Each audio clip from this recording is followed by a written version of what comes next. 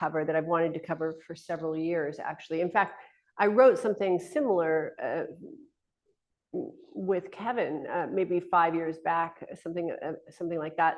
And we had a PR person that was working with us and quit. So that can tell you the nature of what I want to talk about.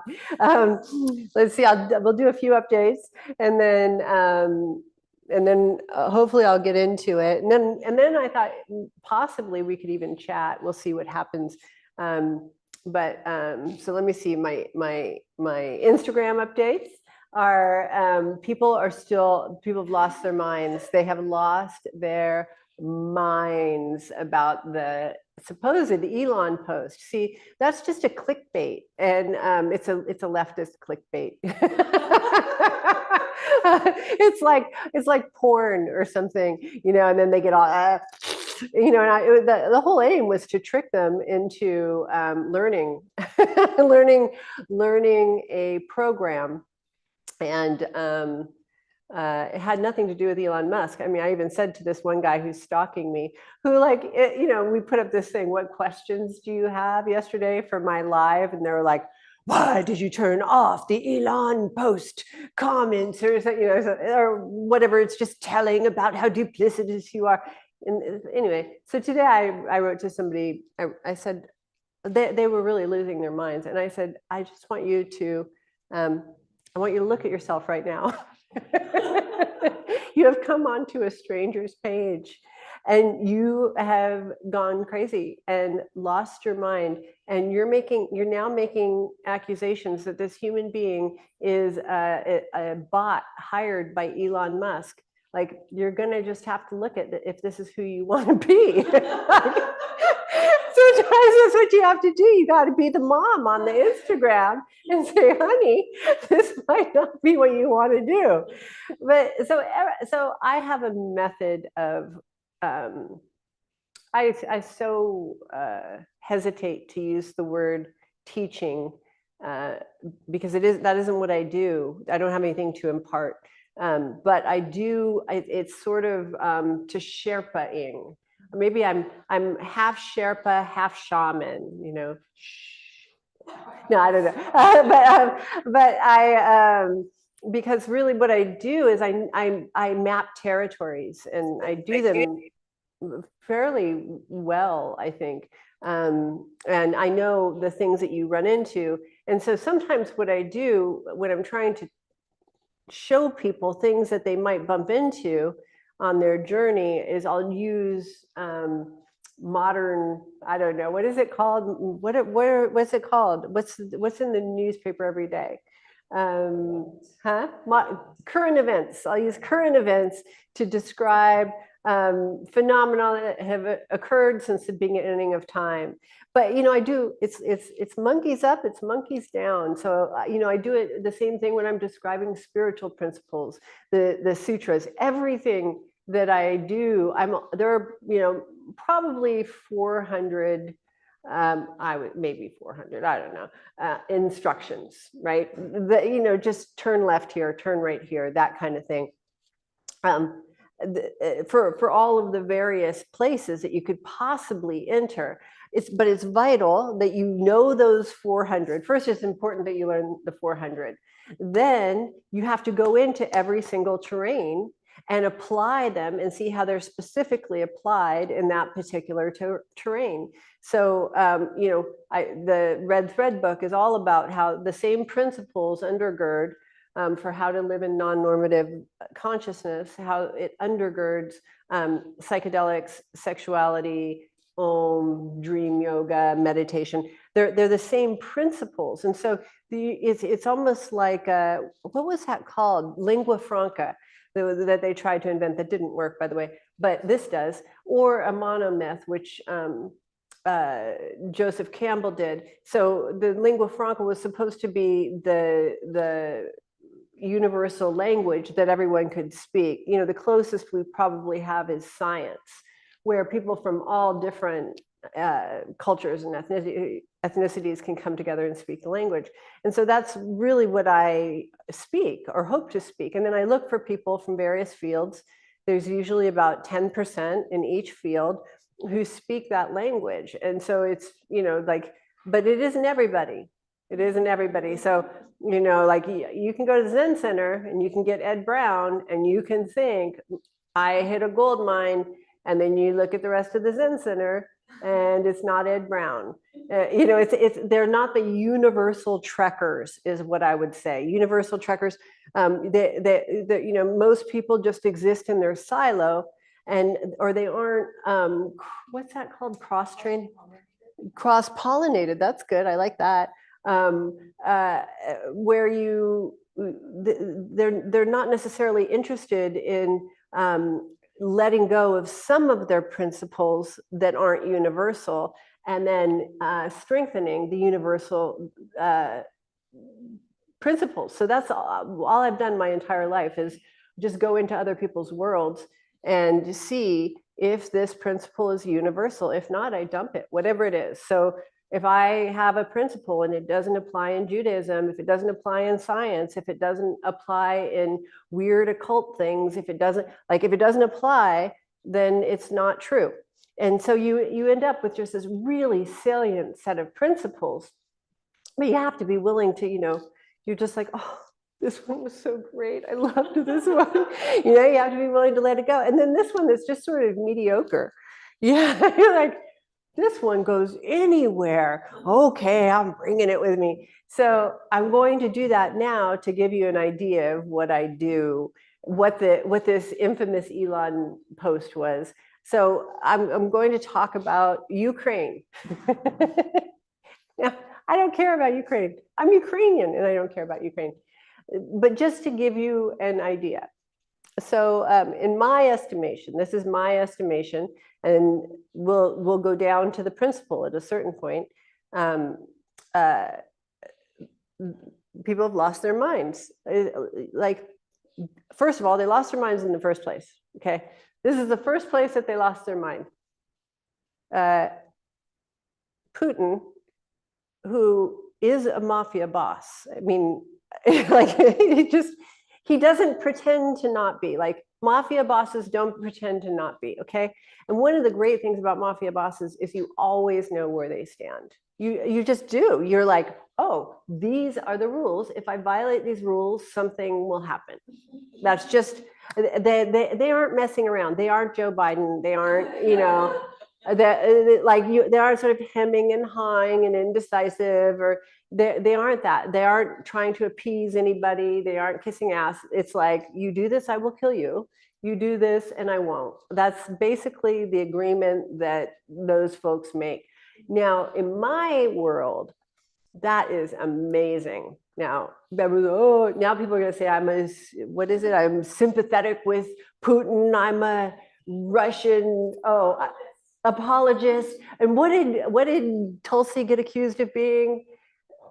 An operative. Yes, I'll be accused of being a Russian operative because I'm already accused of being an Elon Musk bot. Okay, so whatever, you can say whatever you want to say. I'm just saying that kind of clarity, I love. I love it.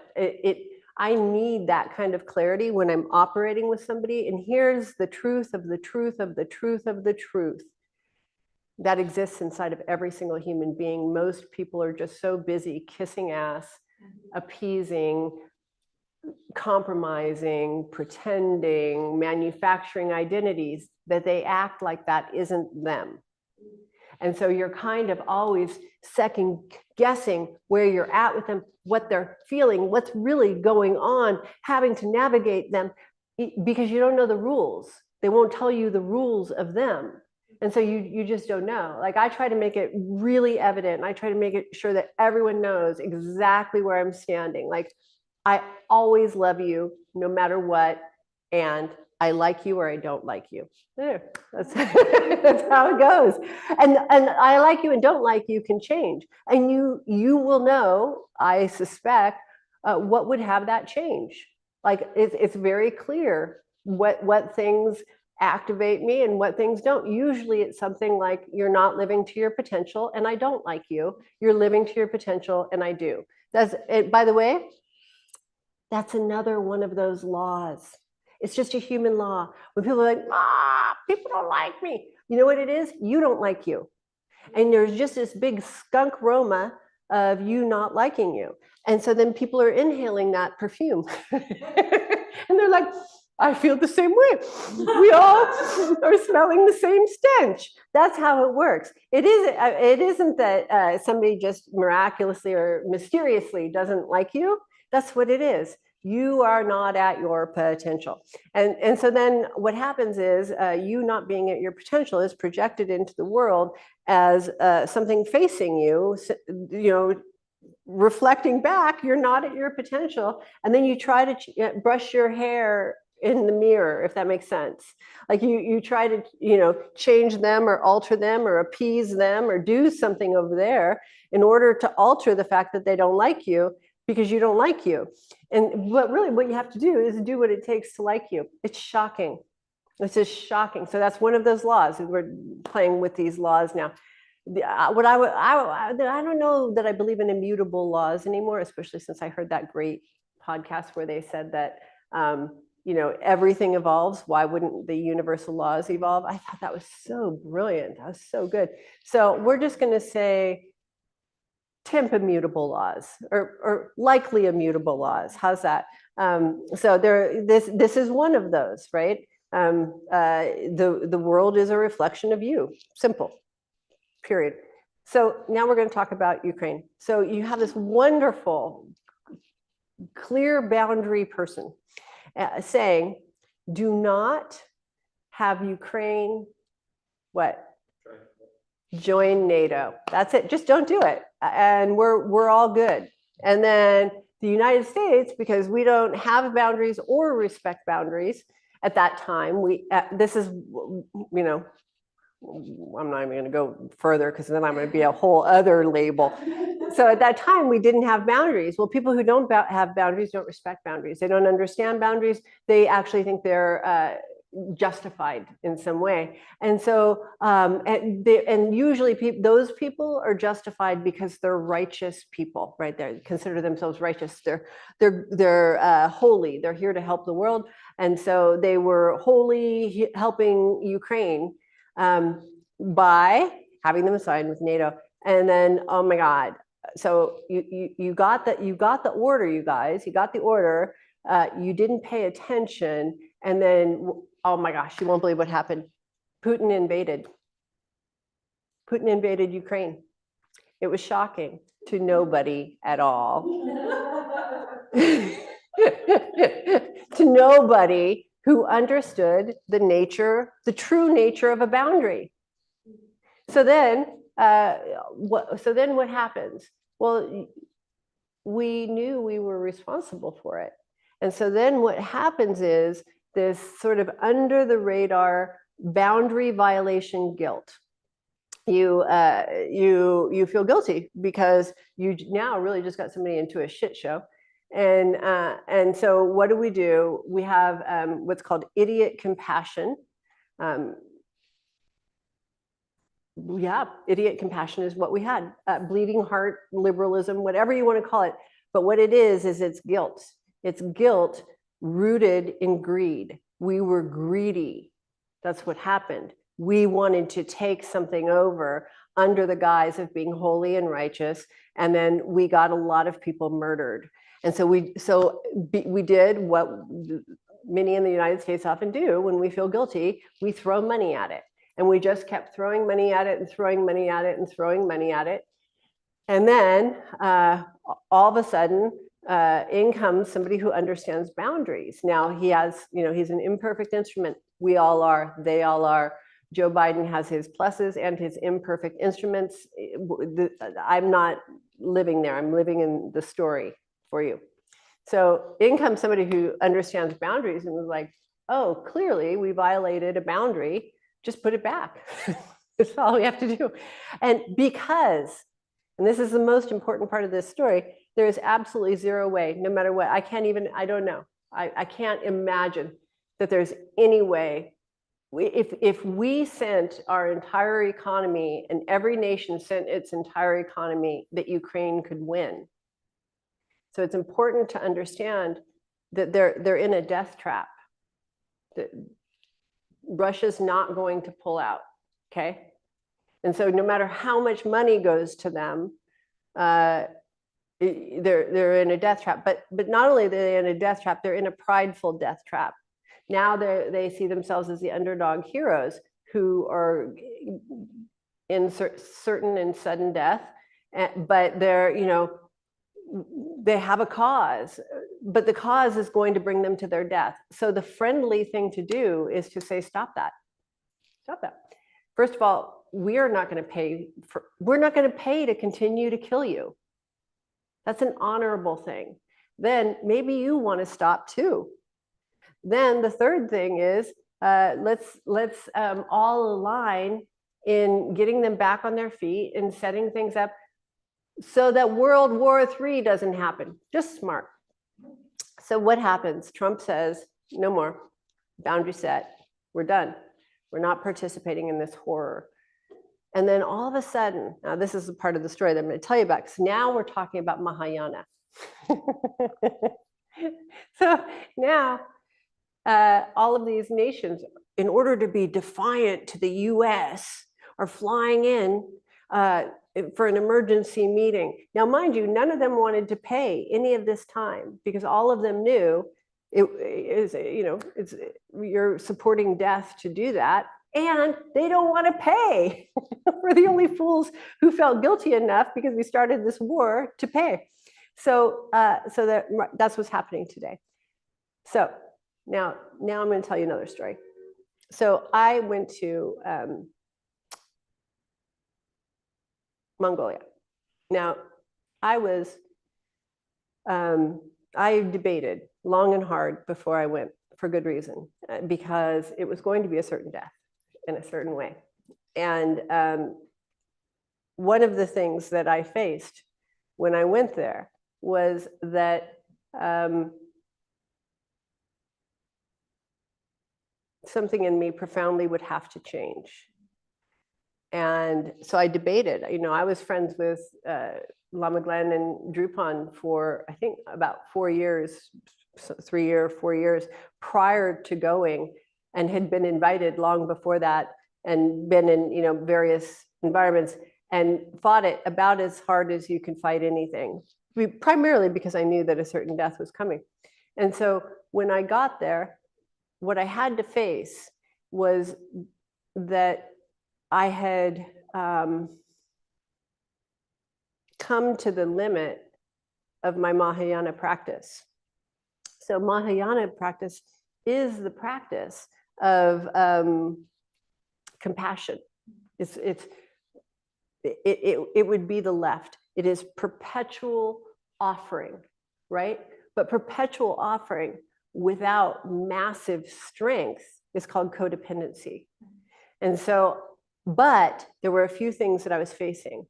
One was I knew that if I took on this new Vajrayana world, I would lose a lot of my friends, because those friends still lived in a fear world. And in the fear world, you always have to look like you're doing the good thing. Like giving money to Ukraine is looking like you're doing the good thing.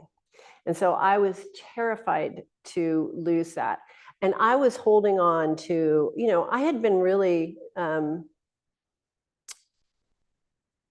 not treated well.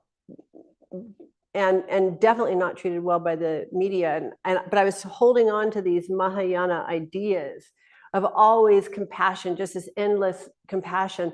And the two people who were leading that basically said, you're out of your fucking mind.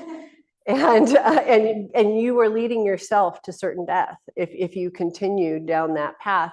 And they basically played the role of cutting off funding for that kind of thinking, and said, this whole trip, we are going to do what are called Yamantaka practices, waking up the wrath inside of you, because that's what will be required. So then now that I have this energy flooding through me that I was trying to pretend, it was so funny. Isn't it so funny how all of the things, really what I didn't want to admit was that I was feeble in a certain way. I had fear. I had fear of, like I go into my Instagram now and there is nobody who could say anything, no matter what they say, and they say it all. But I would go down in one or two comments. I just couldn't. So I had fear, and then I had pride. The pride was how I would look. I did not want to look. It's like you don't want to look like a difficult woman. That's really what it boiled down to for me. And I didn't want to look. I knew how from Mahayana I had looked at the people with boundaries. That's why I can explain it. And I would just like shake my head for those people, and all of the things that I would project onto them about how they had gone off the track and they had gone into resentment, or they were out of their minds, or they were contributing to abuse, or all of the things that you say in order to block your own power, your own Vajrayana, your own wrath from integrating into an overall system. That's what happened to me. Now, that's where I think we are as a culture. Here's the good news. The good news, I had somebody write to me yesterday and say that I did not understand things. Usually that's, but just so you know, if you ever go through my comments, probably 80% of them will say you don't understand things, Nicole. And I just want to have like something I pin that says, trust me, I understand. So there's that. But then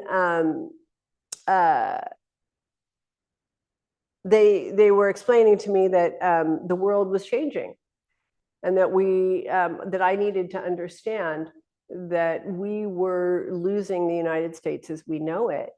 And I basically said, yeah, I have been predicting this since 2010.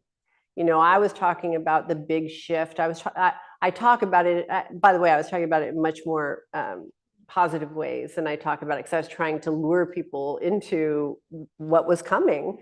But yeah, and I wrote, yeah, I've known that for a long time. We're not only losing the country, but we're losing the planet. And we're losing humanity as we know it. And I think it's fucking fantastic. Like, that's the thing. I mean, that's the good news. The good news is that this other force is entering. And the entry of this force, not just the AI force, this force that I'm going to talk about today, this force entering will be the force that moves us from ideology to the power to do the right thing. See that there is not a problem on the planet that isn't based in lack of power. We all know the right thing. If we don't have the power, then we don't do it. And when we don't do it, we build up more lack of power. Then in building up more lack of power, then that appears as shame. It appears as all of these things. But by the way, nobody gets a pass for shame with me, because that just means you didn't go to work and get your power. So it's like, why would I don't understand. That's such a big, racket. That was another thing somebody said to me.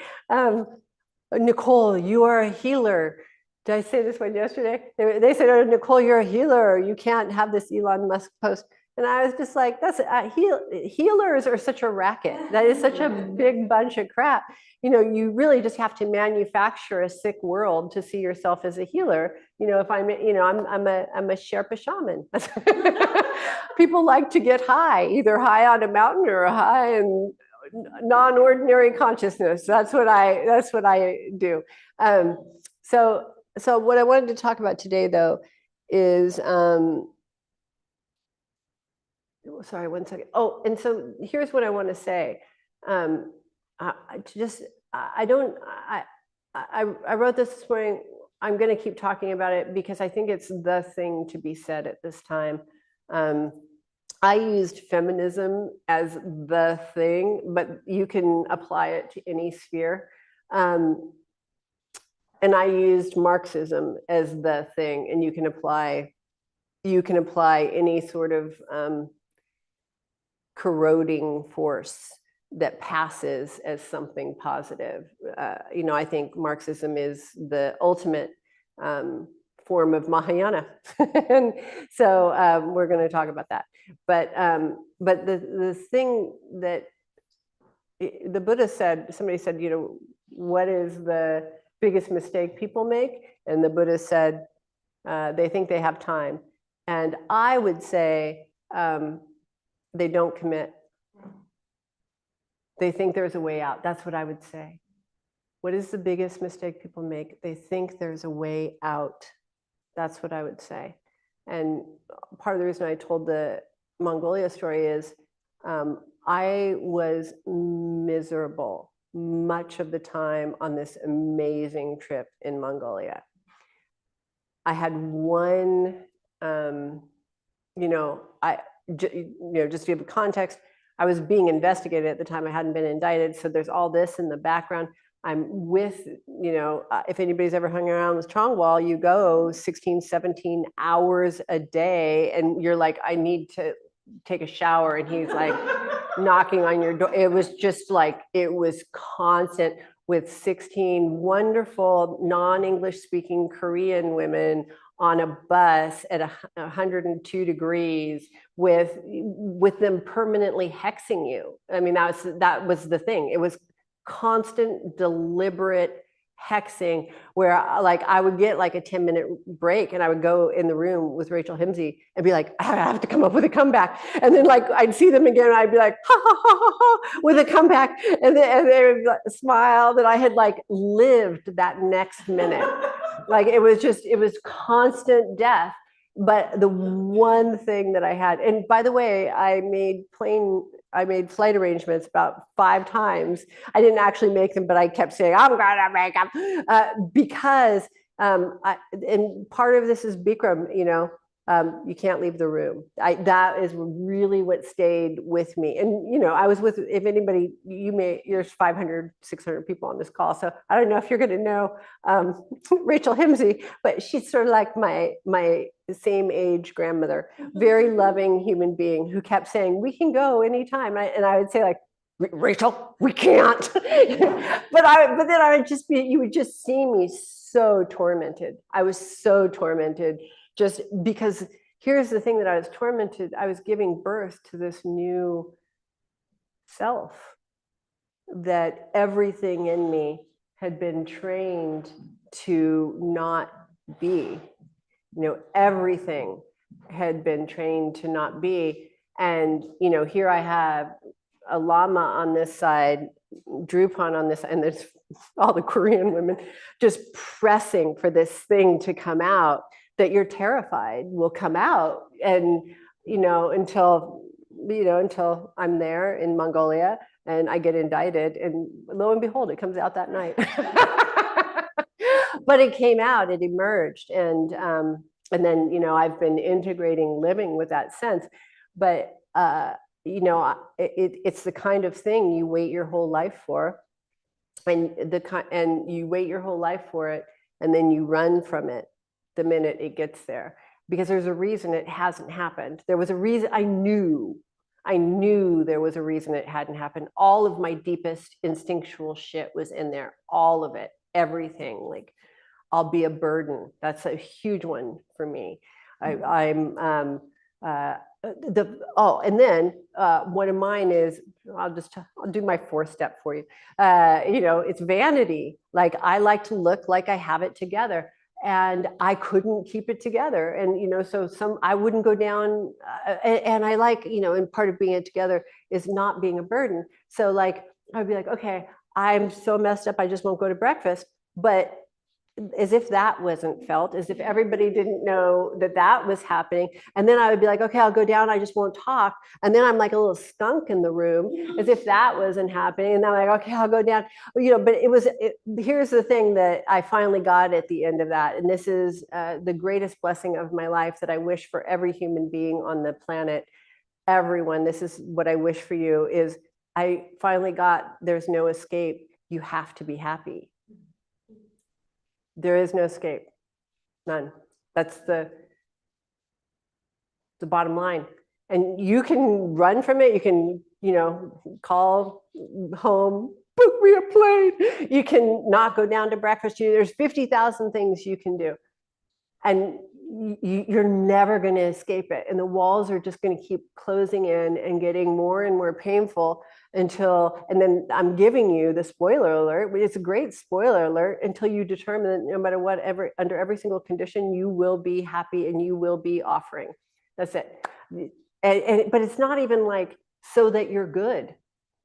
It is life's imperative closing in on you, pushing you to be who you are. That's all it is. And you finally just hit the point. And so my prayer for everyone, the Buddhist prayer for everyone is, so start now. Mine is to make that commitment right now. It's no matter what. Like in AA, they call it the no matter what club. No matter what, I will be happy. And then you watch everything that rises. But what if this happens? What if my mom dies? That's usually mine. I'm an only child. What if, what if that happens? What if I just wake up in a bad mood? What if I don't have enough energy? What if, I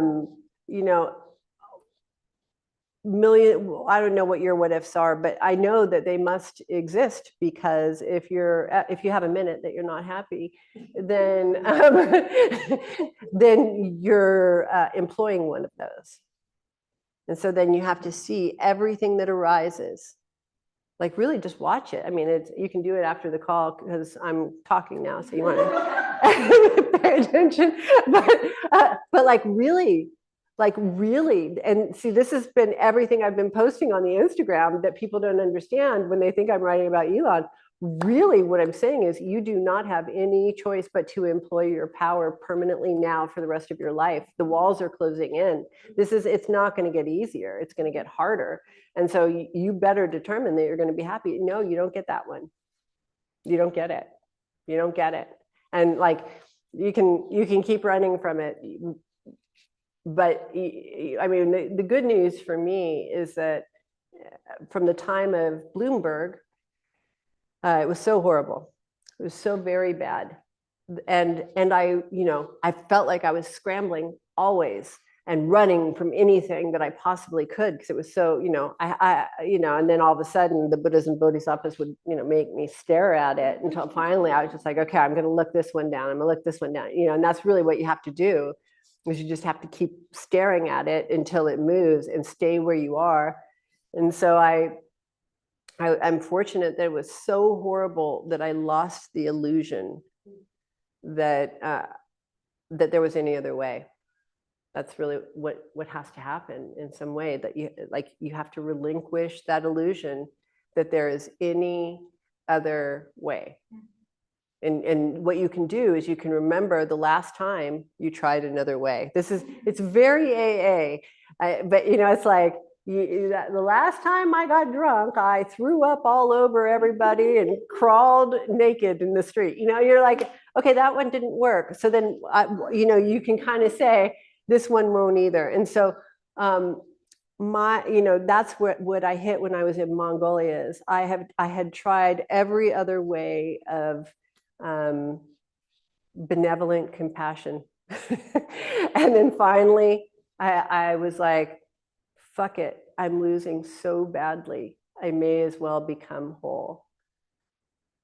In that, though, the part of the agreement at that level of adulthood is that you have to agree to be happy, because these people were torturing me for my own good. I mean, that's the other thing, is I had vetted them well. I had determined I was like, if you're going to go with anyone, if anybody's ever met Drupon, you're clear. This human being is as pure as they get through endless time. They're like, he is for me. And so, but he didn't look that way.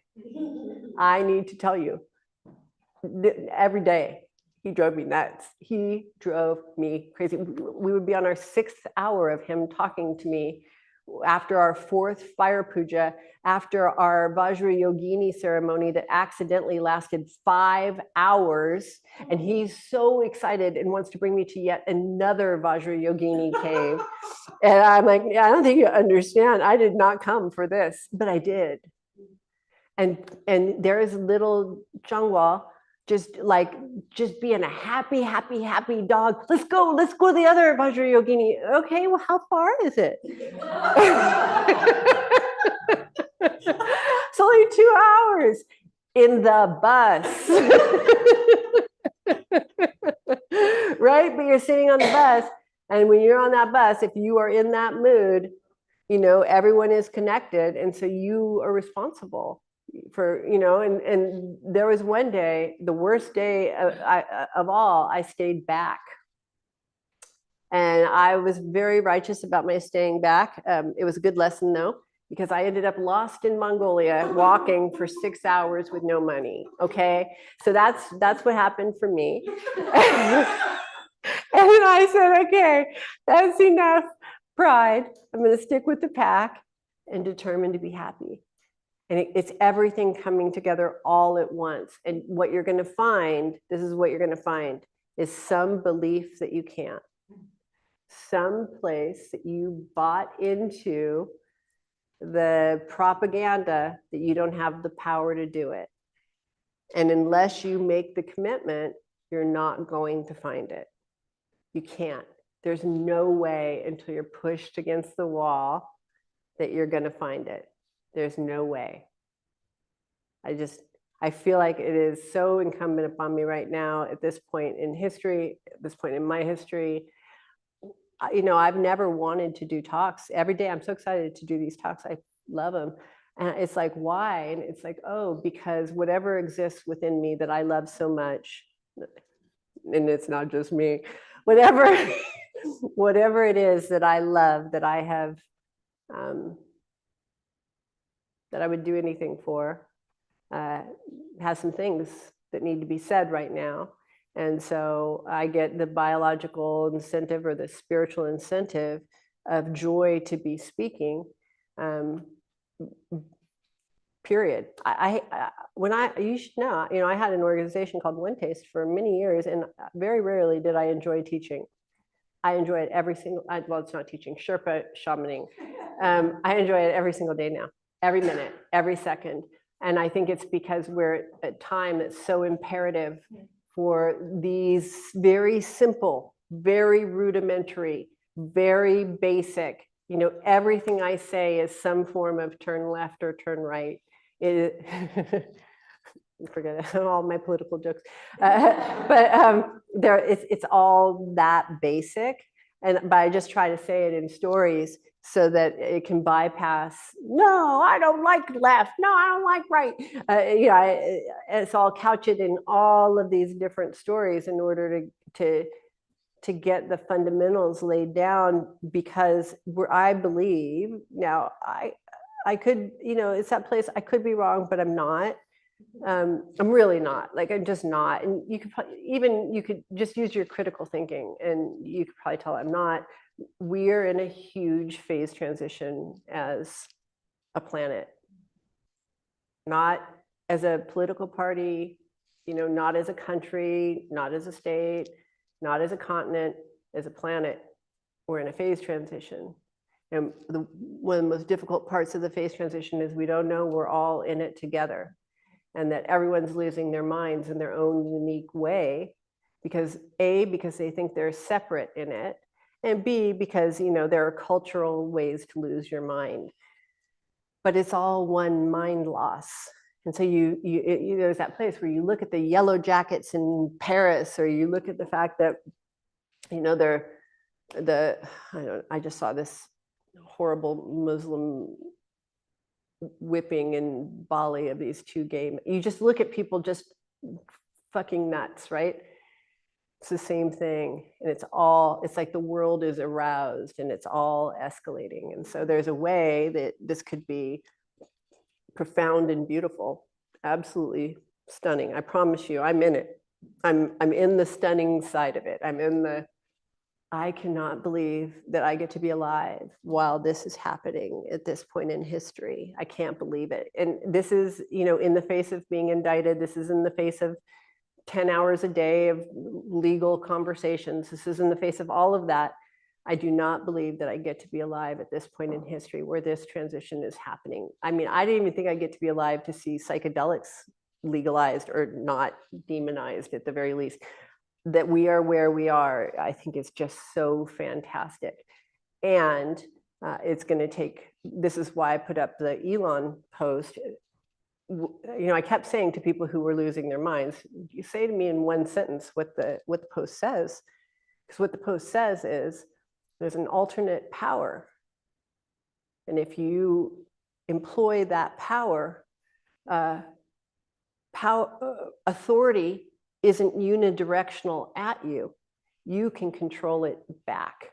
And if you have a collective of people who know that they have power, which is, part of the reason why I seem threatening is because I know I have power and I know how to show people how to plug in, except for we're just going to use it for good. That's it. We're just going to use it to say, oh, we went a little off the rails there. Let's come on back. Okay, that's really good. Yeah, we do like cutting funding, but no, we don't want that one. And you can steer it from that side. Now, I've been teaching about this for 25 years. So this is call. This is call on a global level, a group of people plugged in to this kind of power, knowing how to employ call in order to change the results on the planet. In Buddhism, they call it working with karma, but it's the exact same thing. And so these fundamentals can be employed. And if I hear one more fucking person say that's a spiritual bypass, like it is, like, just to be clear, it is spirituality PhD plus. It's like this, you have 7 PhDs in order to be able to do this. So just shut up. But we need it. So we need it. So I don't know. That's where I wanted to start today. And what I'll start doing. So what I did in the last series was I really did what I could to dismantle some of the basic ideas that the illusion of powerlessness root in and take birth in, and did my best to undo those or expose them. It doesn't always work, but I did my best. I think I did a good job. And in such a way that the power can begin to flow. Now I want you to know what that power is, and then we'll talk about how to get it to flow. And there's a whole series of things people aren't going to like because because the nature of awakening, and right now a planet is awakening, but the nature of awakening is just a constant facing what you didn't like. That's what it is. That, like, just so that is what it is. It's I didn't like this, so I excluded it. I have to bring it back in. Ugh. I didn't like this, so I excluded it. I have to bring it back in. Ugh. I didn't like this, so I excluded it. So now I have to develop this capacity. Ugh. That's all it is. That's awakening in a nutshell. That's why they don't have me doing marketing. But then, I'm not going to talk to you about the Buddhas and Bodhisattvas, although they do come in to help. They come in to help, but they come in to help that basic process that never changes. And so, it's just wise to say, okay, this is what I'm in for. I'm going to face something I don't like. I'm going to very temporarily resist. Then I'm going to open to it. It's going to enter. I'll be so incredibly, unbelievably grateful that I opened to it, because now I've changed. I'm stronger. I'm softer. I'm more loving. I'm more aware. Whatever it is, I'm brighter. I'm clearer. That new thing will be integrated into me. I'll take a breath and say, thank God, that's over. We're never doing that again. And then it'll happen again. That's the whole cycle right there. So we'll go into that, and then we'll go with how to, and maybe at this point, Drupal will talk together, but really how to turn the trend of time, how to work with the karma in that way, that you never, ever, ever, ever, ever have the illusion that you're powerless again. That is, I mean, I don't know how to explain how heartbreaking it is to see people buying that illusion. I don't know, I'll dedicate the rest of my life, every single minute, to ensuring that the illusion gets dispelled. And it comes in these ways that just sound so righteous. Like this woman, you know, was really like the healer guy, or the woman who was saying, you know, I can't condone that. You're supporting abuse. And it's like, honey, your illusion of abuse is powerlessness. The only thing that you are constrained or confined by is your own powerlessness. And your own powerlessness is rooted in your preferences. It's just that simple. It's that you think you won't get what you want if you open, or that you'll lose what you have. It'll be those two things. And you know, the invitation, the beautiful, wonderful, glorious invitation is to open and see, and to trust. I mean, it's time to trust something. It's just time to trust, period. You can't progress if you don't. Doesn't work that way. So you open and trust, and then what you'll discover is that, by the way, you know, you don't get what you want. That's the other spoiler alert. Very rarely. Or you get it, and then you finally get it, then you have to let it go. So in order to move to the next place, it's just, that's what it's like living in a realm of impermanence. So there you go. So it's good just to know that, but to enjoy it when you have it. You know, like I love pizza. Oh my God. And I found this gluten-free pizza, and when I eat it, I savor every single minute of it. And, you know, but then the pizza's gone, or I'm full, or something of that nature happens. And so I don't like quit the path because it changed. I just move on to the next thing, you know, which usually is walking or something of that nature, because I'm so stuffed from my pizza. So you won't get what you want permanently. And but here's the thing that I will promise from experience, and people do a lot to prove me wrong, but I'm still gonna die on this hill. You won't get what you want, but you'll get what you want. You won't get what you want, but you'll get the only thing you ever wanted. That's my promise, from where I'm at today and forever. I keep trying to tone it down. I keep hearing like, you can't say that in my head, but I'm saying it. You won't get what you want, but you'll get what you want. And you may even end up with a little bit of the finite stuff you wanted to, but you fucking won't care. Or it'll look really different. But the only thing you ever wanted, the precious thing, the only precious thing that exists, you will get. So there you go. So what I wanted to talk about now is this one's a lot more intellectual, but I'm laying a foundation down. If you're bored, sorry. It's just sort of the nature of laying down a foundation. They aren't the most interesting, you know, but there are some key ideas that I think are important, that I haven't been able to articulate because we've been in them. And, you know, it's like, I would send the message out, and it was like the antibodies would come and kill it upon, you know, it's just, like I said, my PR guy quit. He quit when he read my thoughts on this. And so, I would say it probably started in 2010, really escalated about 2015. Now, what I'm going to say to you, the behind the scenes thing, is nothing happened. None of this matters. None of it happened, but you need to understand it in order to navigate these times. So I don't know if that makes sense to you, but fire isn't real and it burns.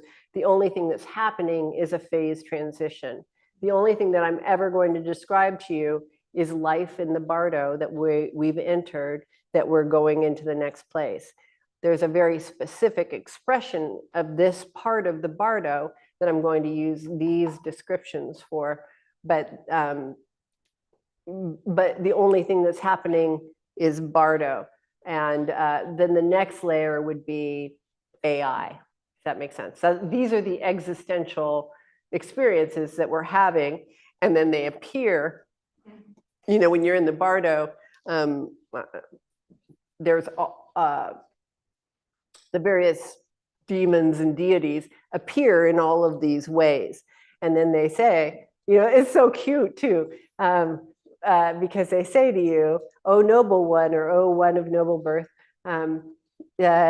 you are now, you know, in the second hour of day 2 of the bardo, and you will notice," and it'll be some really terrible demon, and it'll say, "If you recognize that this demon is you, you know, that this is a projection of you, then sort of the demon will be loving."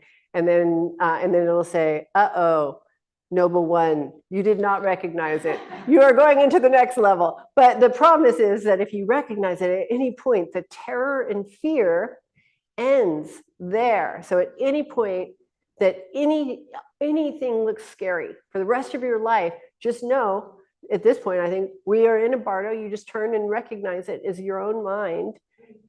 And when you do that, it transforms into the friendly face from the demon face, okay? So I'm going to give you the demon face and give you all of the descriptions of it so that you recognize it. And then you can just turn and, oh, okay, hey. And then you can just say, "I am in the bardo in a time in history that is one of the most accelerated and potent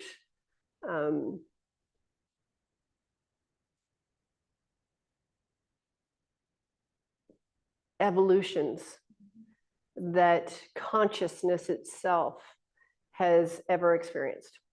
And so you can just celebrate that, or you can say, "I hate Trump." It's up to you where you want to live. I just want to give everybody the map for how to live here. So my Lama, I can't remember how many journeys he's made up Mount Everest. I get corrected for this, but I don't know. Huh? 7. We'll say 7. And all of the other lamas or Sherpas, now this may not be every single one in the history of time, has had someone die on the journey, and he hasn't. And he tells this to you before he takes you up the summit, because he says, "So listen to what I say."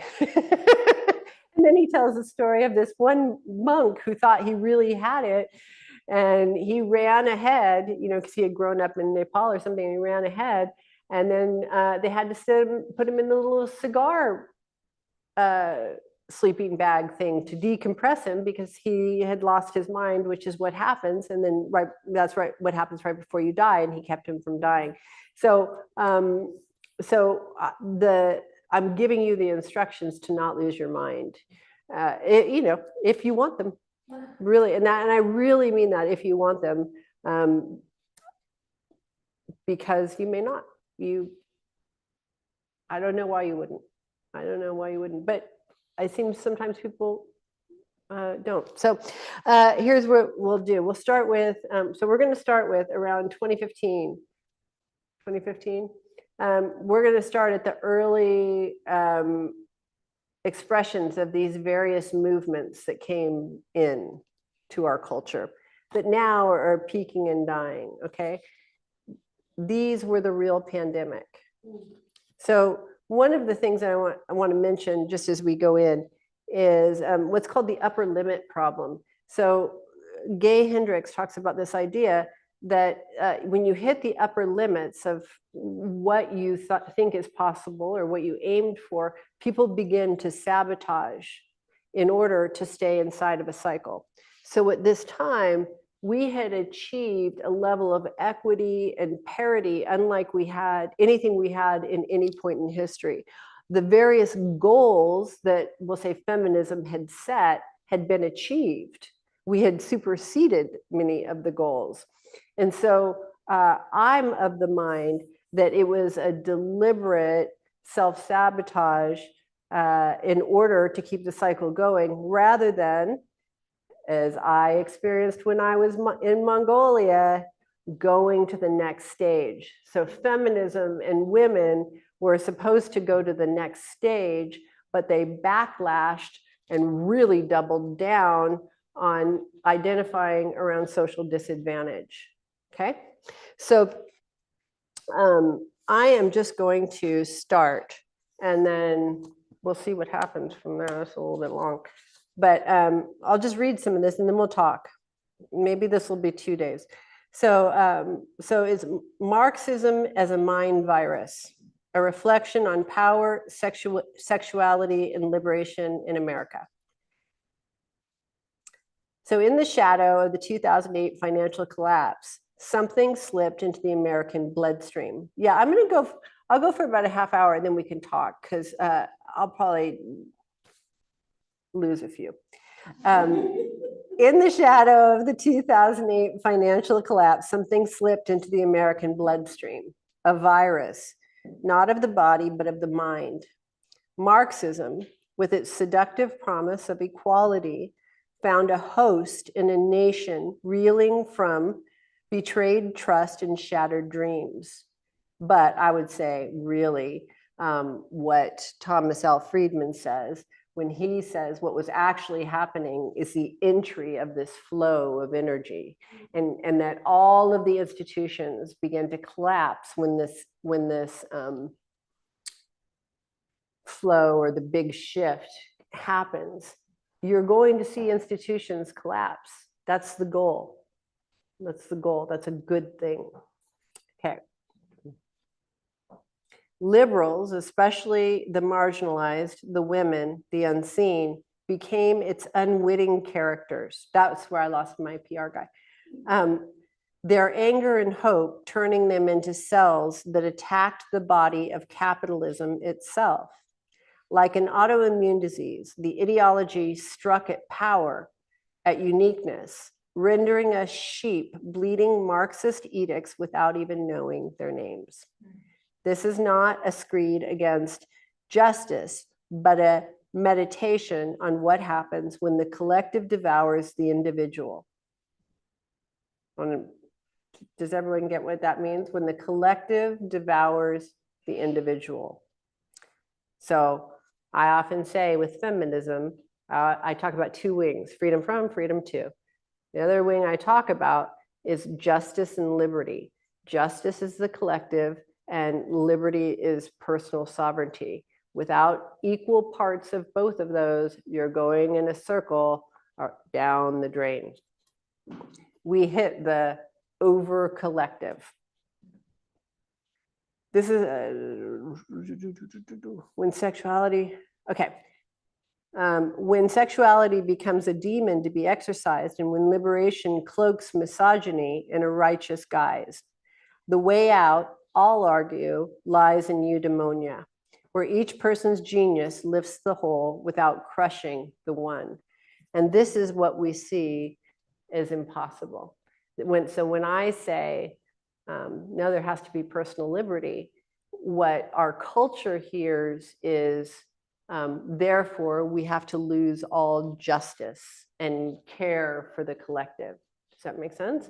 That's the knee-jerk mind that we've been in, that this virus of Marxism has split us into, which is funny. Isn't it funny that Marxism, which is supposed to be the collective, would split people in half? Anyway, picture the body turning on itself. That's Marxism in the liberal imagination post-2008.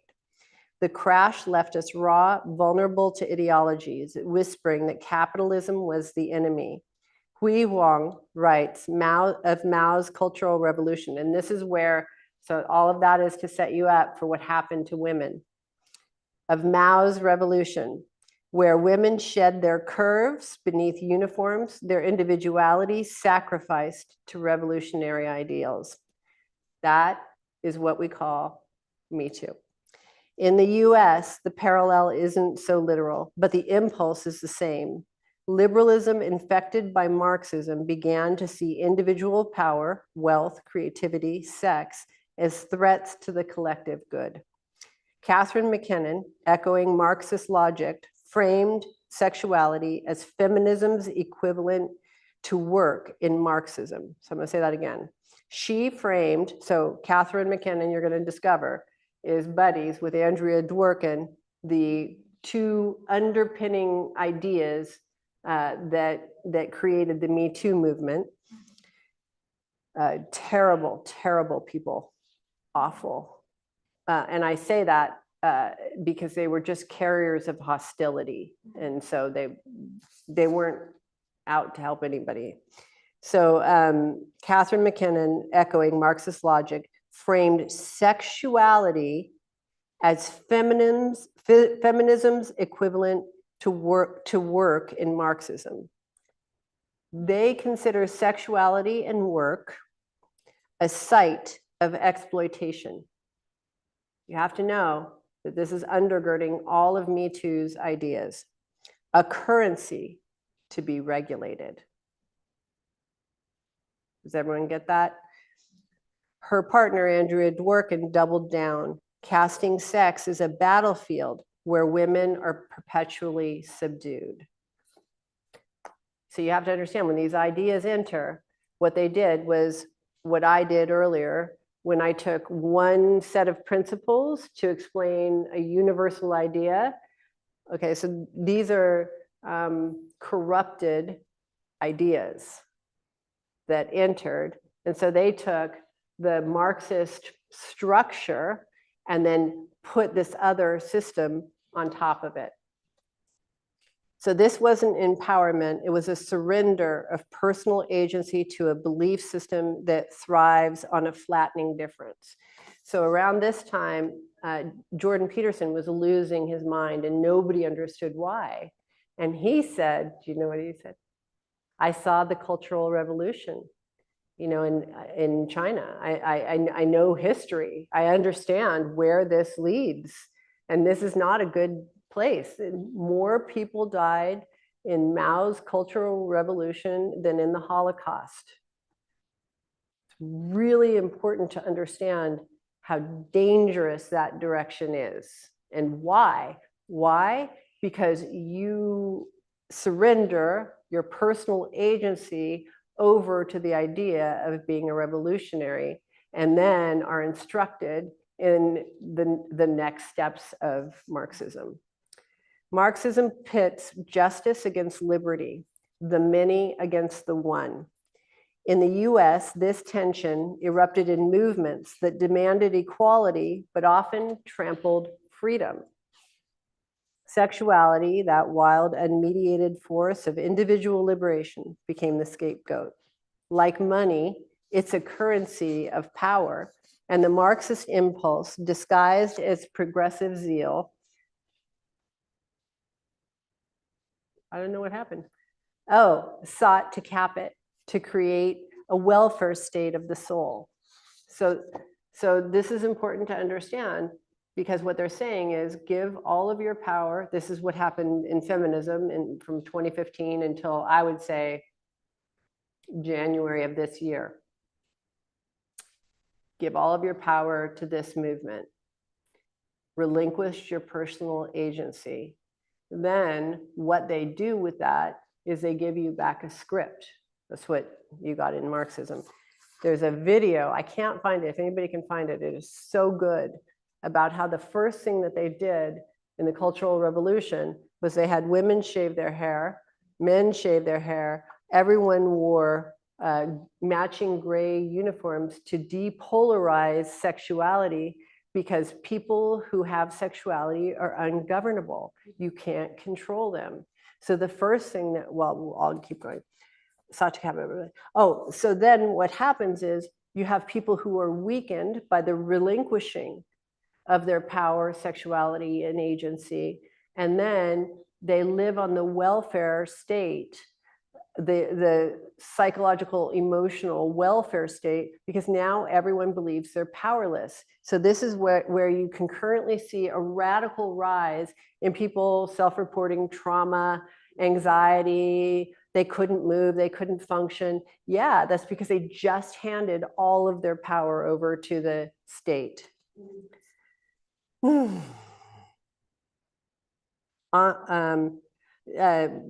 Watts says that most churches are frankly sexual regulation societies. Swap churches for liberal movements, and the parallel holds.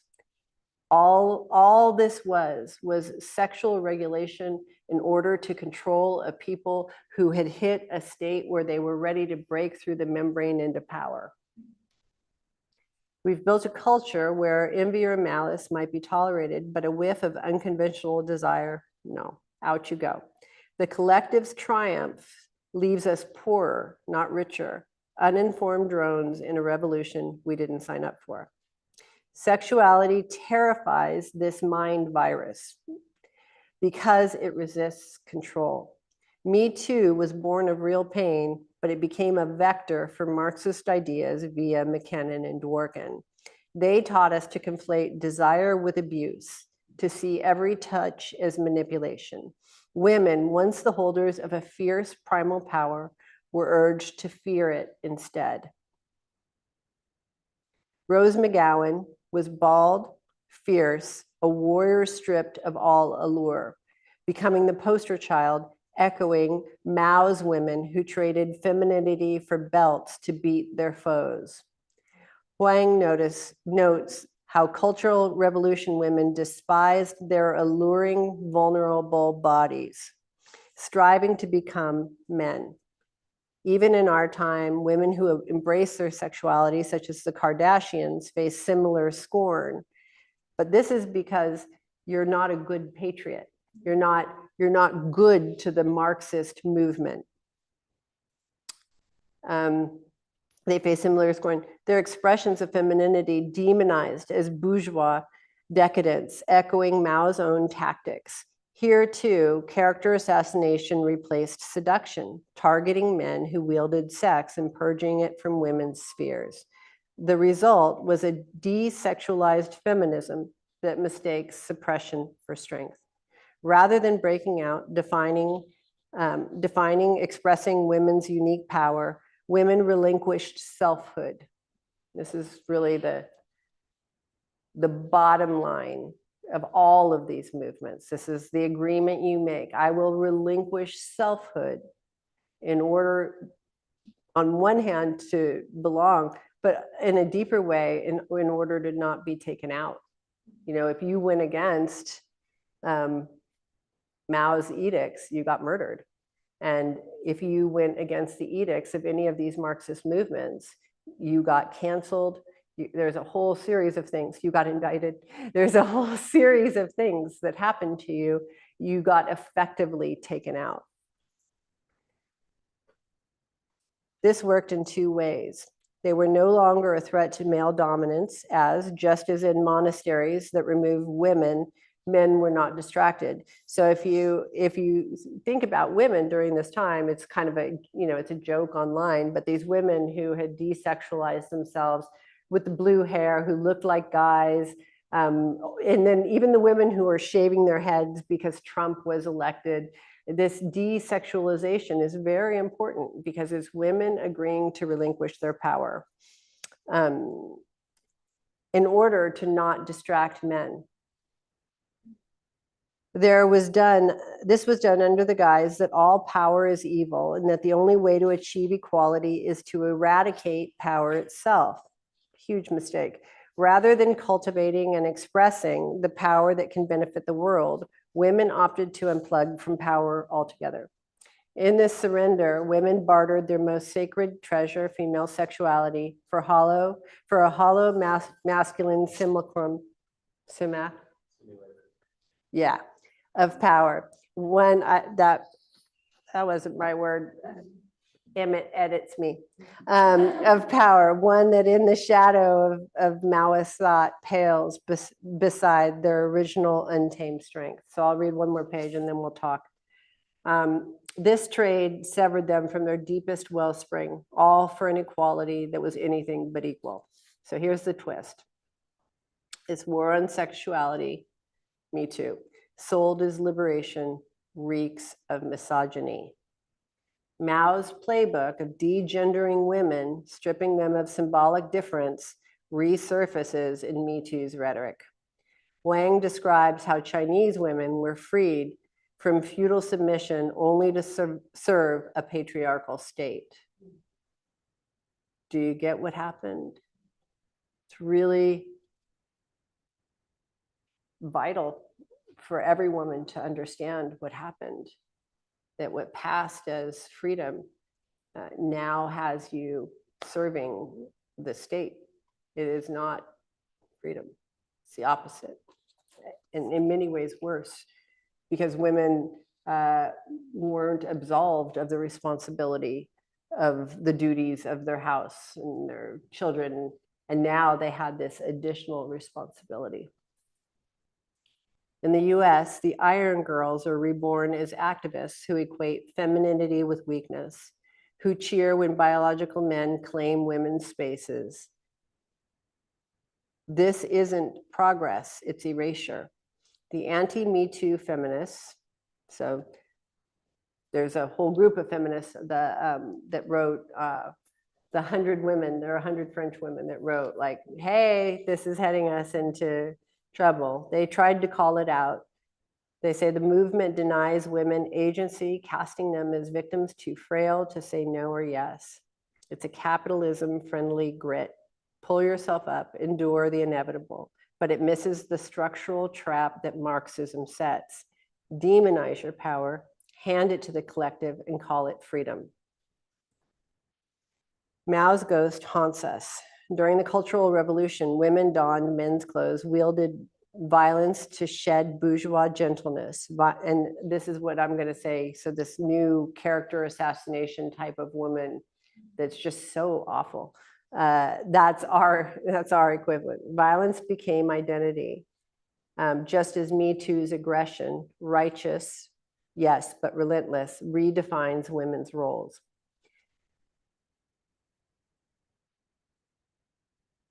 Men entered into women's territory and feminine sexuality. Women who embrace their desire are warned of danger. Their sexuality is tangled with abuse in a narrative that stifles rather than frees. So it's really simple. In the same way you had women hate their own femininity in the Cultural Revolution, you have women hate their own sexuality. So they're relinquishing their power. Marxism's trail, gulags, killing fields, warns of where this leads. A table smashed, nothing built in its place. So where do we go? Not back, not forward, into more wreckage, but sideways into eudaimonia. Imagine a society where each person's genius, sexual, intellectual, wild, fuels the collective without being crushed by it. Social democracy, is a social, we'll skip that. But so eudaimonia goes deeper. It rejects Marxist chokehold on individuality. Sexuality isn't a threat to regulate, it's a gift to celebrate. Women don't need to become men to shed our curves. And if you notice, like there was so much hatred with highly sexual women at this time. Really, the Kardashians took the brunt of it. But it was, anything that was about any kind of glamour or beauty or adornment, anything that was an expression of power, anything that was expression of capacity, all of those were denigrated in this highly Marxist uniformity. The collective thrives in that when the individual does, not when she's erased. And then Yeah, and then what I'll talk tomorrow about is I'll talk about the new form of power, but it's John Hagel writes about it in terms of business, but I want to talk about it just in a general way, because there is a new power that we've never seen before entering the world, and there are people who can recognize it and people who can't. And you can tell immediately. There's this game that we play here called Miss Millie and Tilly. And it's a game that you either get or you don't get. And you can tell when somebody gets it and when they don't. And you're like praying for them to get it. And, and you just keep giving them clues. And, and then eventually they get it. And then they're on this side of the getting it. And that's really what happens with this new kind of power. But it's not linear. So it's not like, the power of push is what John Hagel talks about, is so familiar to us. And so we recognize that as power. When somebody has it, that's not power anymore. That's what's really interesting. And so this new nonlinear kind of oddly moving power is arising. But once you recognize that, you're like, oh, that's it. Oh, that's it. Oh, that's weird that it's there. That's it. That's it. That's it. I did not expect that person to have it. I did not expect that person to be tuned in. But there's those people who recognize it. And so I wish for everyone that I ever encountered to recognize it, because when you recognize it, two things happen. You know how to plug into it, and you aren't scared, because either the people around you have grokked it and they have it, and so they're self-vetting as cool people, or and politicians and movie stars, you can tell who has it and who doesn't have it, right? And most of them don't like each other, by the way. It's not like you become part of a conformist club. You become a part of a club of unique individuals who are living their blueprint. And so there's a respect, but so many of them don't like each other. You're just like, oh, this really a strange club. So the first thing is, anyway, and there is a code. There is a code that you just don't fuck with people who have it, even if you don't like them. That's one. Although you mess with them in other ways, but you don't like take them out.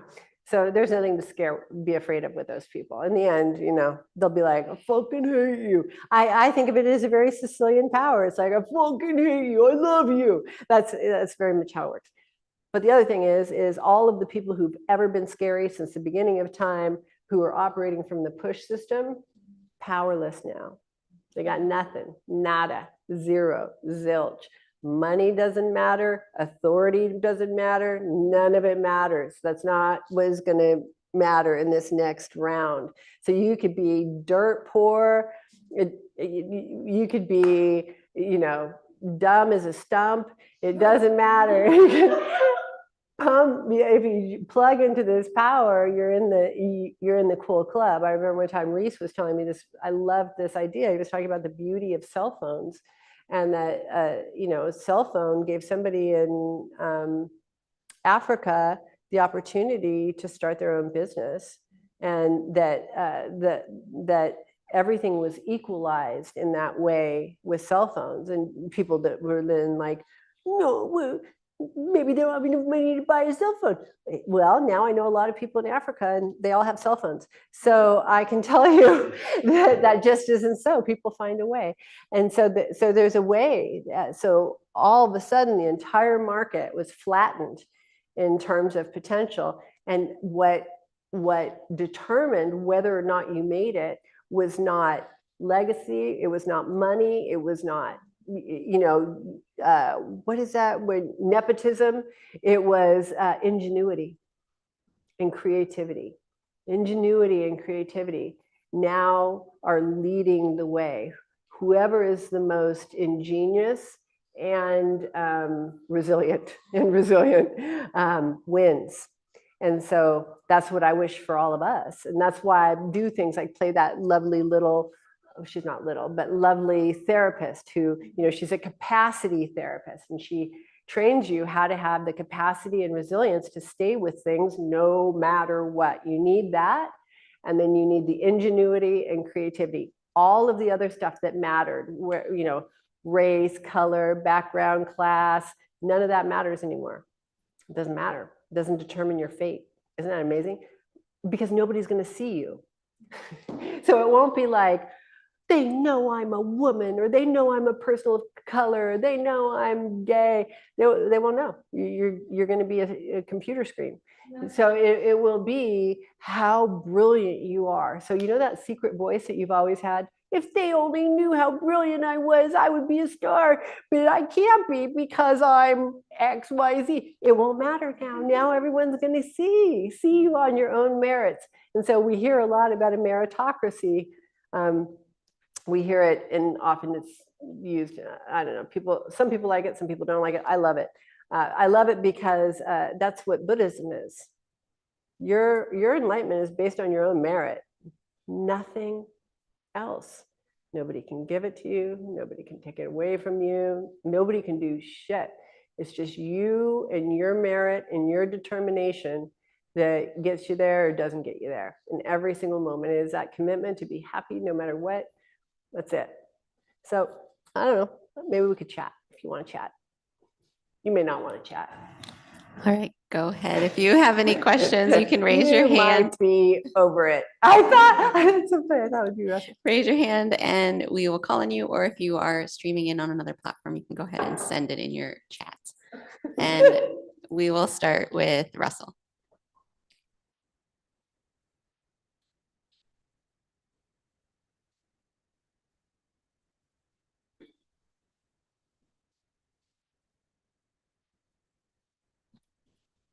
We got to turn it on, Russell.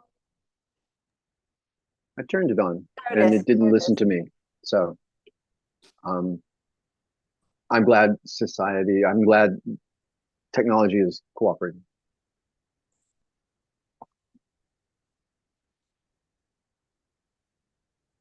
I just want to contribute some genius here, and then I'm just going to let go and you can talk or someone else can pick up on it. Two things. One is, I have this theory that like 65,000 years ago, people started drawing on caves, and from that came religion and language and art. And it's this cool tool, this new thing that in humans, and so we like to play up here, but we've lost the ability to do somatic languaging, which I would convert is femininity is the thing that you derive your power from. And so if you try to live up there, you lose something by not practicing being connected to the earth. That's one. And the second is that the collective is starting to act like a person instead of realizing it's a collective. So it gets afraid that there's nobody around. That's right. And so it tries to hold on, and it doesn't. I'll just stop there. Okay, you got it. That's beautiful. No, that you did what you set out to do, Russell. You added some genius. I fully agree. And that's one of the reasons why I do these calls, because I look at us as little impulses inside saying, it's okay, it's all right, it's good, we're happy. And then hopefully enough of those impulses get lit up that the collective person knows it's okay and it's all right.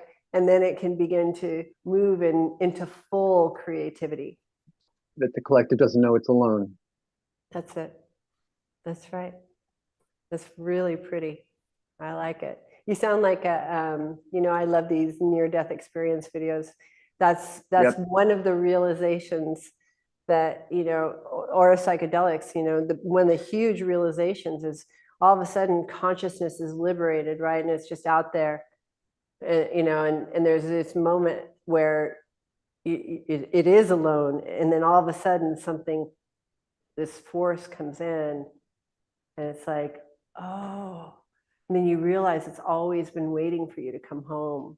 That's what it is. That's how it is. That's the experience I want the collective and all of us inside of it to have.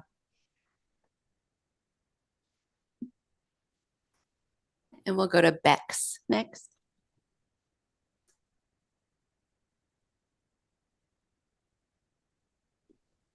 Hi. Hello. I just wanted to comment on the beginning, close to the beginning, you talked about Mahamudra and how our compassion has kind of been turned against us or used against us.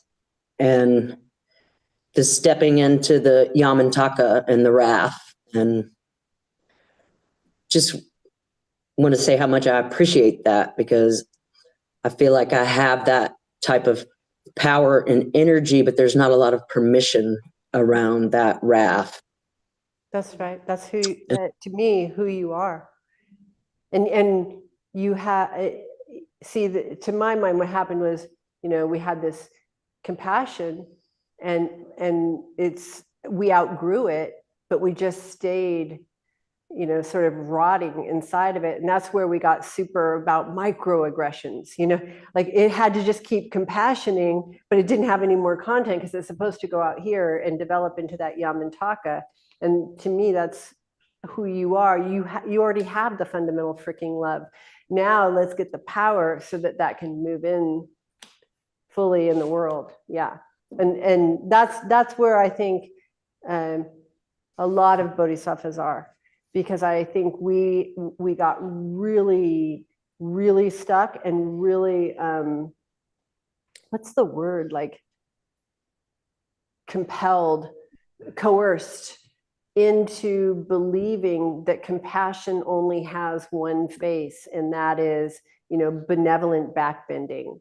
And so all of us, because we have good hearts, we're trying to contort to look like that, instead of being like, I'm going to get this truck off of you and use that force we have. And then we ate ourselves alive.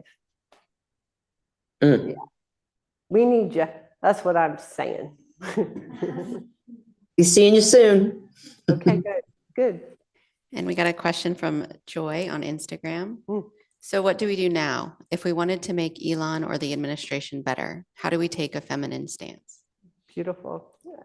Thank you for that question.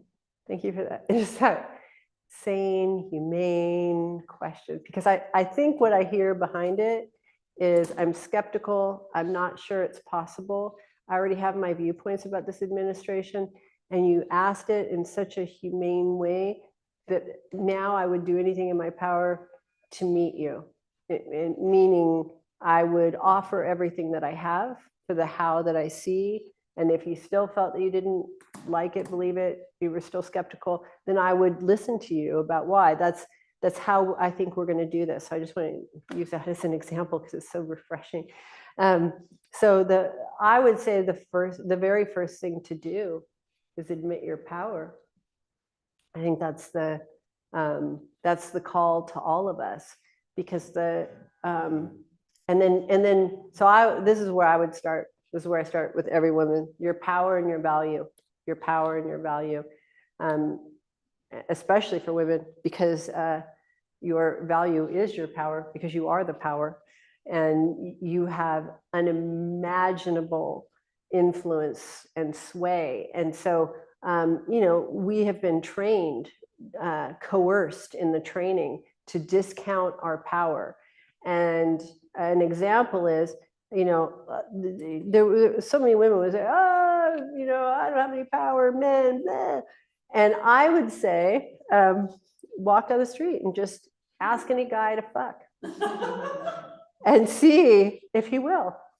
And they're like, well, that's because men are dogs. That's because, and I said, that is just a really gross level version or coarse version of understanding how the power of sexuality that is within you can easily move men. I live in Harlem. You couldn't make it 10 steps without getting a response. So now, mind you, that is an extraordinarily coarse version. I'm not actually suggesting that, but I do suggest it as a way to begin to see, because I can only point to the way that this power works, because it's never been elucidated. So I would say, okay, so look at that, and then look at all of the times you've ever been able to sway somebody even, just like the way you looked at a professor, the way you were kind of frail and somebody grabbed your bag for you, all of the ways that you have been able to sway people with that energy. Then, because first thing you have to do is you have to admit you have it, and you have to recognize it, and you have to notice it. So that's one. Then the second is you have to notice all of the voices that say it will never work, because those are like drinks to an alcoholic. And what drunkenness is powerless drunkenness. That's what you get. You get powerless drunk. If you keep drinking all of the I can'ts, it will never work, mine is broken, I don't have it. And you have to keep going back, because this is a culture that put up a mirror of you as powerless. You have to keep going back to the places where you remember how much power you have. You have to wake up and you have to remind yourself, I have the power to do this. Then you can just begin to play with it. I remember, I tell this story all the time, where I was really, I had started Om, and Om really activates a woman's power. It's, clitoral stroking practice. And I had started it, and I felt the radiation of this power. And I was so excited about it. I didn't exactly know how to use it. And I remember saying to my mom, at first she was just like, oh, did you notice the way that ballet Parker guy was with you? But then I said, Mom, I'm going to try it across the street. And I said, watch, I'm going to light up. And the guy turned around right away. And she said, you can't do it again. And then, I did it again. Oh, and so then you begin to discover morphic fields. You begin to discover, oh, I exist outside of this skin. And that same intention, that same moment when, I light up and move somebody close to me, it can move from the coarse version of speaking to the gestural version where they can see you with their senses, to where you can expand your field further, and you can do it across the street where they can't even see you. It sounds crazy because we don't have the reflection for it, but I promise you, this is why psychedelics are here, because it makes it sound less crazy, because everybody on psychedelics knows this experience. And it's why the great scientists now are researching things like limbic resonance and morphic fields, because we need to come up with scientific fields that explain this kind of power that is uniquely feminine. So then I have maybe Leah will help me. I have I hope it's on my Facebook. It's really fantastic, near-death experience video. But this woman talks about, and by the way, you're only going to hear it from really crazy people or scientists, sorry. But she has a near-death experience, and she says she goes to this place, and what she sees are all of the vectors of prayers. All of the prayers that are being sent, she sees them in various colors and various densities. Some are kind of pale, some are kind of fragile and they lose their potency. Some are very strong, very clear and cut through. And she said she just stood there and realized every prayer is heard. And so so I would say to you, watch this video if you need more proof than my recounting of video, and then practice working with prayer and intention. And prayer gets discounted, so then you can use the word intention or a carrier signal. That's my favorite expression for it, because it's very neutral.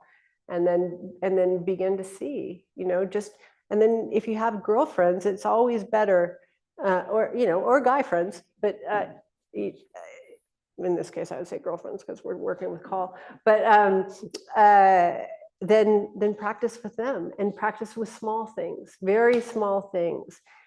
Now, here's the reason why I train in commitment. In Buddhism, it's called single-pointed focus. It is an unrelenting focus. In yoga, it's called a drishti, where you focus on something, you don't look away. Because you have to stay with your intention. And so we're in our wild ADD world. And if you don't stay with it, then you're not going to see it come through. Then you will have the confirmation that it could never work. But no, you just quit. It isn't that it didn't work. But you have to remember what I said. There's a reason you didn't do it before. So you're going to encounter some kind of obstacle that that impeded you before. And so you're going to have to commit no matter what. I am holding this vision. I will not deviate for 1 second, no matter what the physical reality looks like. For myself, I use the example of probably for, I don't know, a year in Bikram yoga, I tried to do standing head to knee pose and I could not get it. I could not get the balancing of it, but I just kept, I'm going to get it. And then the pose passes, you didn't do it, and then you want to fall into failure again. I'm going to do it next time. I'm going to do it next time. And then all of a sudden, next thing I know, and then standing head to knee pose was my favorite pose, just so you know, probably because I dedicated so much to it. So you have to, so choose something small, but that you don't think is possible.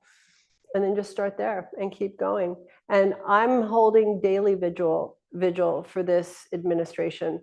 And no, not because I'm a Russian operative or because I'm a Elon bot, but because that's what you do. Yeah, I would do it no matter who was in office. That's what you do, is you hold the vision for the highest good. And I get in trouble for this, but I send extra merit to those people who have the most positions of power because they need it. And then I determine this will go in a direction that benefits all of humanity. And then I agree that I don't always know exactly what that is. That's really important. So that's where I would start. I think that's probably good. Our next question is also from Instagram. Lady Groove says, practically trying to understand how our freedom is being packaged as freedom, but is actually serving the state. But my brain just needs visual examples to understand. Mm. Mm.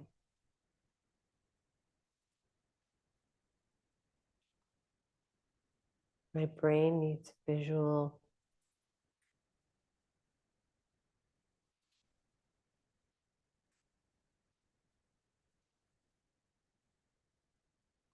So a great example might be, think of the most controversial deep in the deep. Think of your people, whatever you consider your people to be. And then think of the most controversial things that you would never say to them. Now imagine yourself saying them. Does it feel easy? That's an example of social control if you feel that you can't. For example, I'm saying what I'm saying about, I'm actually not even talking about Elon, and people lose their minds. That's social control. Any kind of expression of genius in this time. Now it's getting easier, but think about admitting a human desire to be genius, to be wealthy, to be seen and turned on and lit up. And then just think about that in the world. And if that feels, especially with women, especially with feminists, if that feels like it's positively reinforced. My belief is that with Me Too, what we did was we took sexual autonomy and free expression, which are the roots of our power, and we said, we cannot be held responsible or accountable for these. We have to hand these over to the state. So what was, I would say some questionable experiences, often what I think are experiences where people had normal human regret. Sex is a complex thing, and you sometimes have regret. And then more importantly, this is what I think happened, is that women had the old habit of, we're terrible negotiators. So what we tend to do is we give the goods up front. And then while secretly wanting something else. And then when we don't get that something else that we wanted, then we seek vengeance, we call them a narcissist, Me Too, call them out, etc. So I read every single case, every Me Too case. Trust me, I'm in it. So 9 times out of 10, and there were some very real victims, which is the horror that this movement did, is betrayed those women, I believe. But it was women who were making a deal, who were just bad drug dealers. They gave them the drugs up front and didn't get the cash. It was really what it boiled down to. But a lot of these were women who gave up the goods, we'll say, up front, and then didn't get the wedding ring, the movie part, the position that they wanted. And then because this Marxist idea came in, oh, we're the state, we'll take care of you, they took that man down for that experience. And I think that's very, very horrible short-term gain for women, because now, and this is what I predicted at the time, nobody would listen to me. I said, watch, we are going to lose pro-choice, because what you're saying, if you will not be responsible for sexuality at the source, if you won't say, I relinquish any right to retroactively withdraw consent, for example, and believe her is just as true for later when she says something happened as at the time when she said yes. And the fact that we had just a series of reasons that absolved us of responsibility, had it be that who doesn't have responsibility? Children and people who are mentally compromised. And those people can't be trusted with choice or decisions in an adult world. So what you will watch, I promise you, it will get better, but it'll get worse before it gets better, is a radical erosion of women's autonomy further out. So if you can't be trusted with sex itself, then further out, you can't be trusted with results of sex, which are children or pregnancies.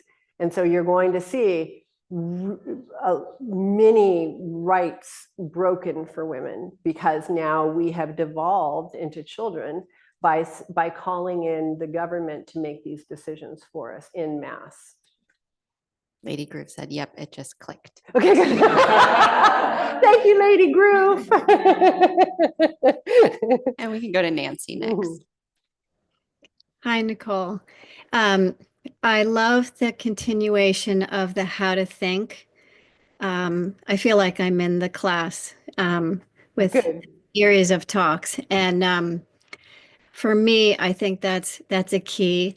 It's like putting together the step-by-step, staying with it to get through the idea and how empowering it is, not get emotional about it, but just like stay with the format of my thinking. And when I took Art of Addiction, when you were describing what was happening for you in Mongolia, I went through that in my own way, where it was like when I was looking at the different aspects of like what's the thing that could take me out, or like the things I had to face, and you were describing them, I'm like, yeah, I had that one and I had that one.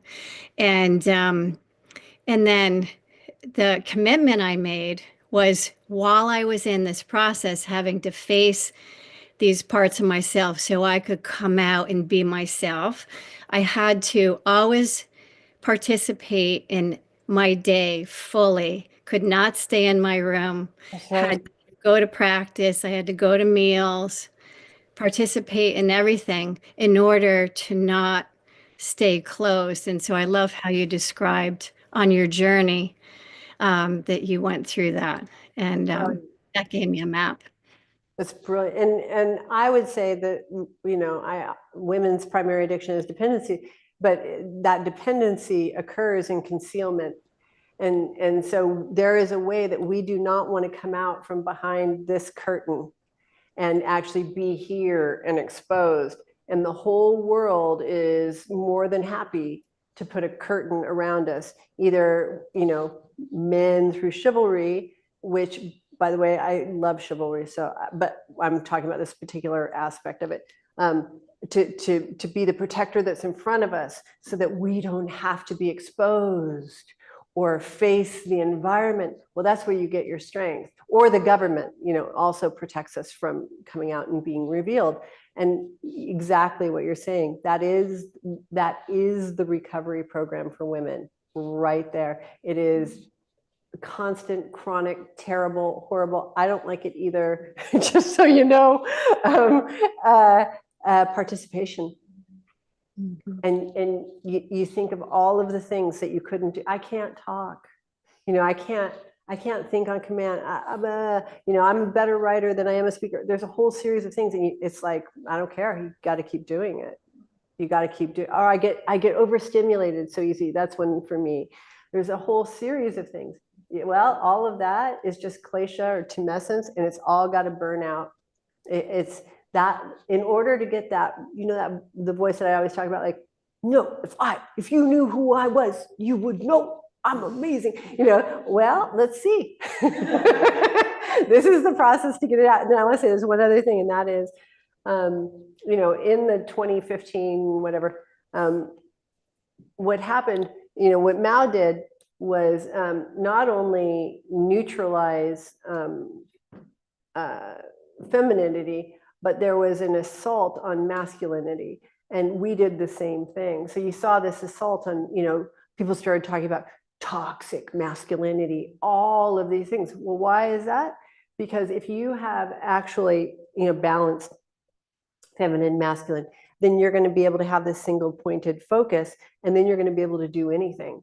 This is the thing, the no matter what is the thing you need to make it where you want to go, wherever that is, unless where you want to go is from the bed to the sofa. Like, if you want to go further than that, you're going to need no matter what. And then I'm going to say one other thing, and that is, because I was part of your experience, I've been part of your experience. And one of the things that you did that I thought was outstanding was you told everybody. And so there was a way that, I talked about the fact that I had so much pride, but pride hides behind anonymity in a sense. So if nobody knew that I wanted this full awakening of this Yamantaka energy, then if I didn't get it, it would be okay, because I could still keep my vanity and my pride. And so that place of having to admit, no, I really want this. And that's one of the things that you said, I really want this. I'll do anything to have this. This is how I'm going to do it. I'm going to participate. If you don't see me, I'm going to talk, I'm going to bring it, just like you did today. That's what it takes. So we're, for all of the questions of what would you do, that exactly what she described is what I'd do. Thank you. Thanks. Next, we'll go to Caroline. Hi. Hello. I love when you share in your stories and you share like the moment when you're like, I really didn't want to go for 4 years. Sorry, it's freezing. For 4 years, I just, and I'm like, wow, there's so much humanity in that. And so I just thinking about my journey with organic erotic and just how I keep talking to Rachel Hemsey, and she's like, you really are a leader, Caroline. And I'm like, I just don't agree. It's just so challenging for me to feel that part of myself. I just want to be behind the scenes. I'm not even a behind the scenes person in that way. And so I just it's like every day I kind of have to wake up and then and say yes, but then there are days where, you know, you say no. And so it's just to hear that in you of like, you have said no, gave me some just compassion for some parts of me that I think should do it better and effort through that. But anyway, I just wanted to ask, you know, what do you say to the woman who says yes to wanting to reveal the veil and come out and have her power exposed, but, you know, and go to that next level, but then, you know, there's that thing that just always wants to put it back and hide.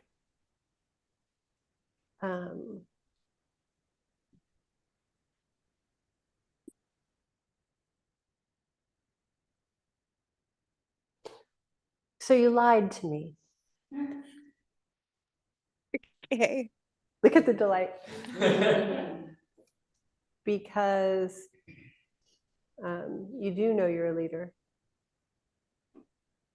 The you who took on the assignment knows it. The you who took on the assignment in order for the whole of you to know it. So you have to, this is the practice. You have to live in the place of no doubt. Tumescence is synonymous with doubt. So the moment it comes in, you have to bat it. No, you have to get really clear on who you were and what you decided the minute you said yes. Because the decision that you made was a determination that cannot have happened by accident. You made a big enough choice that you can't say, oh, I just did it, you know, in a flight of fancy. You can say that publicly in order to not be so humiliated that it's difficult for you. But to yourself, you can't afford that. You have to stay in the conviction of the woman who made that decision and let that woman guide you through the process. Your biggest challenge, is you are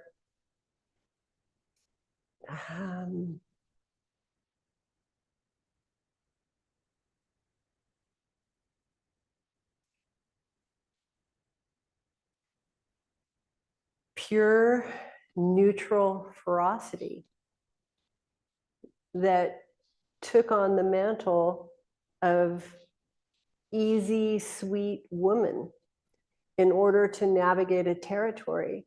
And that has to go in order for this one to emerge. And here's the decision that you made. I made a similar decision, and that is there's somewhere you have to get to. And you made the decision in such a compounded way that other people's lives depend on it. So you rest in that place of the woman who made the decision, knows she knows how to navigate this, drop off the impediment of, what do you call them? They're get-bys, they're comfort zones, they're the impediment of everything that works that isn't doing that. For example, you know, I can charm people, but that isn't going to work to get me enlightened. That's not, it just isn't going to do the job. So it's got to go, because my desire to charm would block me from telling the truth that I need to tell in order to get home. All of the things that got me here, this was what I faced in Mongolia. All of the things that got me here, all of my fundamental gifts and skills, out. Either they're out and reworked by this new self, or they just stay out. But this one was not the woman I wanted to be, but it was the woman who was always in here. And now it's the woman I want to be. And that's what you're going to have to rest on. And so you're going to have to, you know, one of the things that I say it to people too, like, okay, I just have to remember I asked for this. I have to remember that I asked for this. You know, and like, I don't get self-pity. I don't get to be victimized by my desire for full awakening. I don't. You don't get that. I mean, you get it for a period of time, or I wasn't informed consent that I did it. You know, I used to say that for years, or like me and my big mouth. It's like that was cute for a while, but now it is like, this is what I want. I will do whatever it takes. Nothing will impede that. And when you get to that place in yourself, everything will align. We're already aligned. We're waiting. We all want to serve the vision of the woman who's inside of there. We just need to know what it is. Thank you. Thank you so much. With that, we will transition over to some reflections. So you can go ahead and raise your hand if you have a reflection. And we will start with Cara.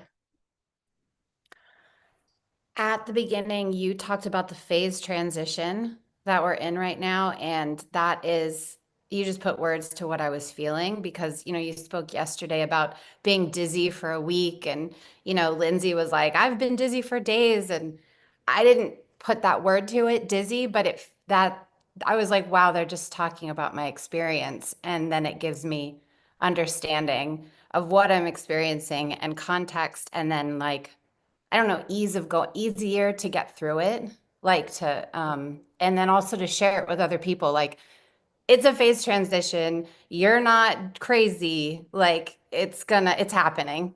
Like, get ready. That's it. And that, to my mind, is what Me Too wanted to be. Not, these are our powerless stories. These are our stories of moving in power. And by the way, you know, on that corner, you're going to bump into this. You're going to bump into some dizziness. On this corner, you're going to bump into this. And then it normalizes it, and then you can keep going. It's like Russell was saying, the universe wants to know it's not alone. We all want to know that, but we signed up for a pretty big experience, and it's daunting unless somebody says, oh, no, yeah, I made it. That's nothing. That's okay. Thank you. And we'll go to Lindsay next. Hello.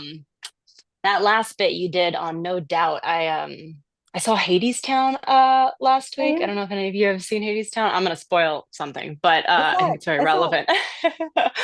And at the end, when he is like trying to make his way out of hell, and the devil offers him a deal that you may leave hell under the one condition that you do not look back to see if your lover is following you.